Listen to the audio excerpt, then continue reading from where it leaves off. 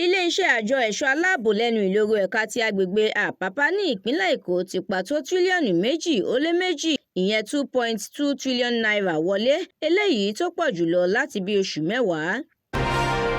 Orílẹ̀-èdè Nàìjíríà tún ti ń fojú winá ìṣòro iná ọba pẹ̀lú bí àwọn ìpínlẹ̀ kan tún ṣe wà nínú òkùnkùn biribiri báyìí.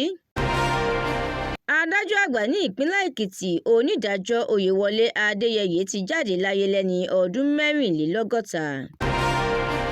Ilé-ẹjọ́ ti wọ́gi lé ẹjọ́ tí wọ́n pè tako àwọn olùfẹ̀hónúhàn End Bad Governance 76. Gómìnà ìpínlẹ̀ Edo Godwin Obaseki ti sọ wípé òun kò fẹ́ kí wọ́n máa fi ìjà dá òun mọ̀ lẹ́yìn ìṣàkóso rẹ̀. Mínísítà fún ètò ẹ̀kọ́ ti gbégi lé àṣẹ pé àwọn ọmọ tí kò bá tíì pé ọmọ ọdún 22 kò ní lóore-ọ̀fẹ́ láti wọ ilé ẹ̀kọ́ gíga. Ìjọba orílẹ̀-èdè Equatorial Guinea ti fòfin de lílo ojú òpó WhatsApp láti máa fi fọ́nrán ṣọwọ́ láti ibìkan síbìkan. Èyí làwọn ìròyìn lérèfé tó jẹyọ láti inú ìwé ìròyìn TheMatrix tó jáde láṣálẹ́ òní, ọjọ́ Ìṣẹ́gun Tuesday ọjọ́ 5 oṣù kọkànlá ọdún 2024.